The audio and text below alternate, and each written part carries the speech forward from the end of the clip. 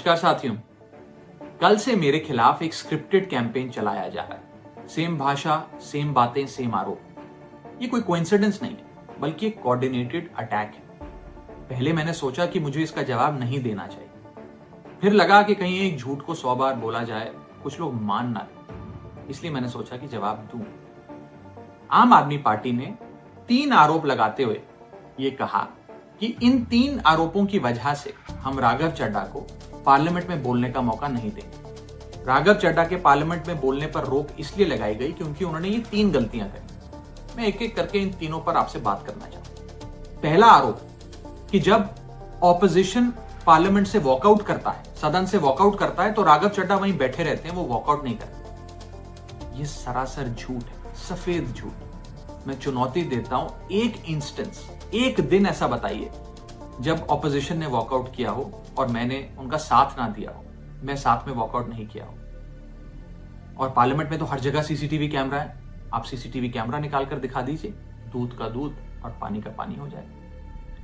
दूसरा आरोप लगाया कि राघव चड्ढा ने चीफ इलेक्शन कमिश्नर के इंपीचमेंट मोशन पर, यानी कि मुख्य चुनाव आयुक्त को हटाने वाली जो याचिका थी, उस पर साइन करने से मना कर दिया। दूसरा सफेद झूठ। ना मुझे आम आदमी पार्टी के किसी भी नेता ने इस मोशन पर साइन करने के लिए कहा, ना औपचारिक तौर पर कहा, ना अनौपचारिक तौर पर कहा। और आम आदमी पार्टी के राज्यसभा में कुल 10 सांसद हैं, जिनमें से 6 या 7 सांसदों ने इस मोशन पर खुद ही साइन नहीं किया। तो भला इसमें मेरी क्या गलती? खाली सारा दोष मुझ पर ही क्यों मढ़ा जा रहा है? और इस मोशन के लिए राज्यसभा में कुल 50 सिग्नेचर चाहिए होते हैं, यानी कि 105 विपक्षी सांसदों में से मात्र 50 सिग्नेचर से ये याचिका पूरी हो जाती। तो इतना शोर क्यों? और तीसरा आरोप जो मुझ पर लगाया गया वो ये था कि राघव चड्ढा डर गए हैं और इसलिए वो बेकार मुद्दे उठाते हैं। पहली बात मैं बता दूं कि मैं पार्लियामेंट में शोर मचाने, चीखने, चिल्लाने, माइक तोड़ने या गाली देने नहीं गया।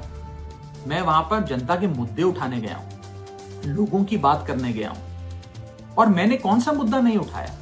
मैंने जीएसटी से लेकर इनकम टैक्स की बात करी, पंजाब के पानी से लेकर दिल्ली की हवा का मुद्दा उठाया, हमारे सरकारी स्कूलों की हालत से लेकर कैसे पब्लिक हेल्थ केयर इंस्टीट्यूशंस को मजबूत किया जाए, इंडियन रेलवेज में जो पैसेंजर्स ट्रैवल करते हैं उनकी समस्याएं रखी, यहां तक कि मेंस्ट्रुअल हेल्थ, एक ऐसा मुद्दा जिसके बारे में लोग बात करने से कतराते हैं, वो बातें तक रखी। बेरोजगारी से लेकर महंगाई तक तमाम मुद्दे उठाए। आप मेरे 4 साल का पार्लियामेंट का ट्रैक रिकॉर्ड उठाकर देख लीजिए। और मैं पार्लियामेंट में इंपैक्ट क्रिएट करने गया हूं, मैं पार्लियामेंट में रकस क्रिएट करने नहीं गया। ये टैक्स पेयर के पैसे से जो पार्लियामेंट चलती है, उस टैक्स पेयर के मुद्दे उठाने में पार्लियामेंट में गया।